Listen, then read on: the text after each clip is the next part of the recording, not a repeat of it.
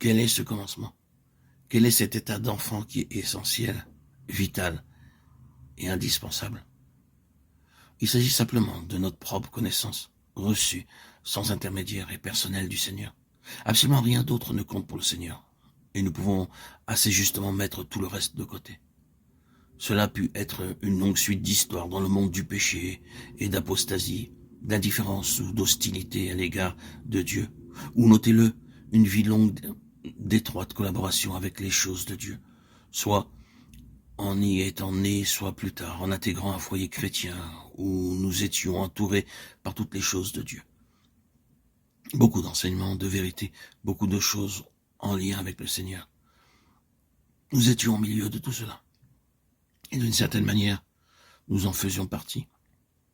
Pourtant, dans les deux cas, dans le monde rejetant Dieu ou au milieu d'un solide ordre religieux de choses, sans vraiment en être nous-mêmes, il n'existait aucune réelle connaissance personnelle et directe du Seigneur.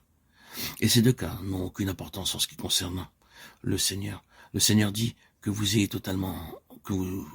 été totalement au dehors et opposé ou indifférent, ou qu'en raison de votre vie ici sur terre, vous ayez été physiquement au milieu de choses qui me concernaient, mais sans expérimenter une connaissance personnelle de moi-même, cela ne compte pas.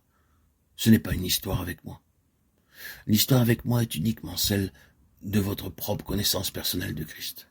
Et quel que soit le moment où vous y êtes entré, c'est le commencement avec moi. L'histoire avec Dieu commence là. L'Église des premiers-nés n'est pas une chose traditionnelle. Ce n'est pas un sujet de principe qui a été repris de génération en génération, ni l'objet d'une vérité approuvée, si vraie, pleine et profonde puisse-t-elle être. Les générations suivantes ne deviennent pas l'Église des premiers-nés grâce à leur acceptation des vérités que possédait leur père, des vérités dans lesquelles elles ont été introduites, peut-être par leur naissance naturelle et avec lesquelles elles ont été associées en raison de leur relation familiale. L'Église des premiers-nés n'est pas cela. L'Église des premiers-nés, c'est celle qui est parvenue à une histoire personnelle et directe avec Dieu. Et tout le reste ne compte pas. Si vous êtes véritablement né de nouveau, il vous est possible de parvenir dans un temps très court à une connaissance très réelle du Seigneur. Mais si nous apportons ou essayons de continuer quelque chose ou adoptons un élément qui ne provient pas de notre marche personnelle avec le Seigneur, nous compliquons toute la situation.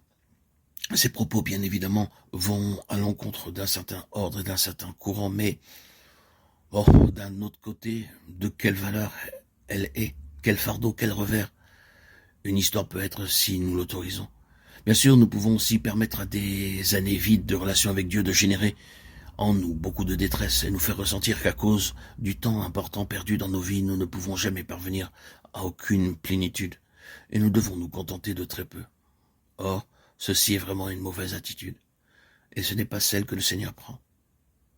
Le Seigneur peut nous conduire à une grande mesure de la plénitude de Christ dans ce que nous pourrions appeler un temps relativement court, pourvu que nous adoptions son attitude à l'égard de toute autre histoire.